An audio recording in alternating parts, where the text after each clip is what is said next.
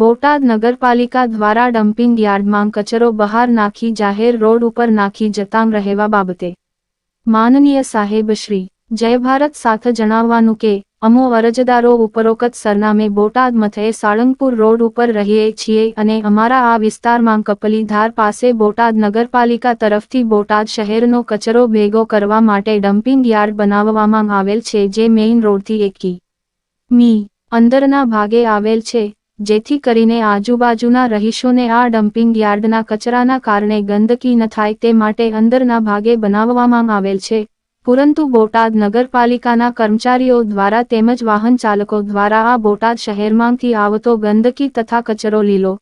સૂકો કચરો આવતો હોય છે, તેઓ આ ડમ્પિંગ યાર્ડમાં જે જગ્યાએ કચરો નાખવાનો હોય તેના બદલે નજીક પડે તે રીતે મેઇન રોડ ઉપરની બાજુમાં આ ડમ્પિંગ યાર્ડનો કચરો ઠલવવામાં આવે છે અને આ વાહન ચાલકોને પોતાની ગાડી અંદર લઈ ન જવી પડે તે માટે તેઓની સગવડતા ખાતર આ કચરો રોડ ઉપર નાખી દેવામાં આવે છે અને તેના કારણે આ વિસ્તારના રહીશોને દુર્ગંધના કારણે રહી શકાય તેમ નથી અને આ લોકો એક્સપાયરી ડેટ વગરનો માલ હોય તે પણ આ વિસ્તારમાં નાખી જાય છે અને તેના કારણે ખૂબ જ ગંદકી ફેલાય છે અને દુર્ગંધ આવતી હોય છે, જેથી આ વિસ્તારમાં અવાર રજૂઆત કરવામાં આવેલ છે, પરંતુ અધિકારીઓ દ્વારા એને કેમ પ્રકારે એકબીજા ટેબલ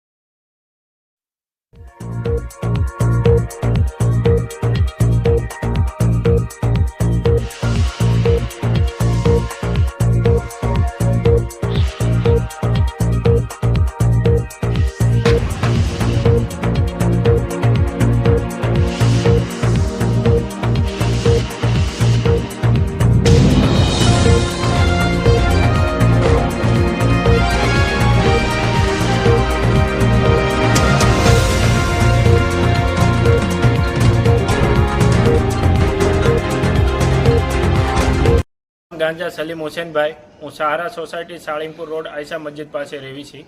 આજ રોજ તારીખ 13/10ના રોજ અમે માન્ય શ્રી કલેક્ટરશ્રીને એક અરજી દેવા માટે આવ્યા હતા એ બાબતમાં કે અમારે સાળંગપુર રોડ ઉપર બોટાદ નગરપાલિકા દ્વારા કચરાનું ડમ્પિંગ યાર્ડ બનાવવામાં આવ્યું છે।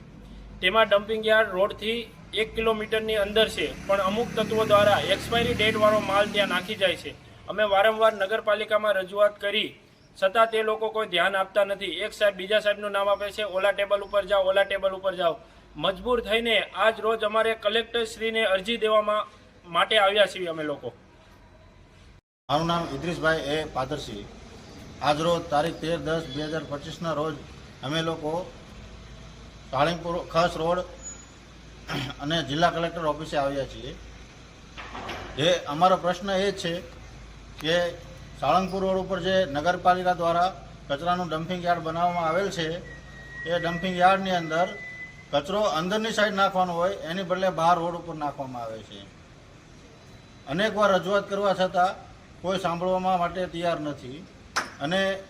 ડેટ પૂરી થઈ ગયેલો એક્સપાયરી ડેટનો માલ હોય તે પણ રોડ ઉપર નાખવામાં આવે છે, જેના કારણે દુર્ગંધ અને રોગચાળો ફાટી નીકળે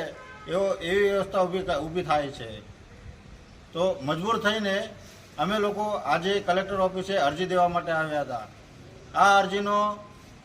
સમજી વિચારી અને કોઈ નિર્ણય લેવામાં નહીં આવે તો આગળના સમયની અંદર અમે ધરણા પ્રદર્શન કરીશું।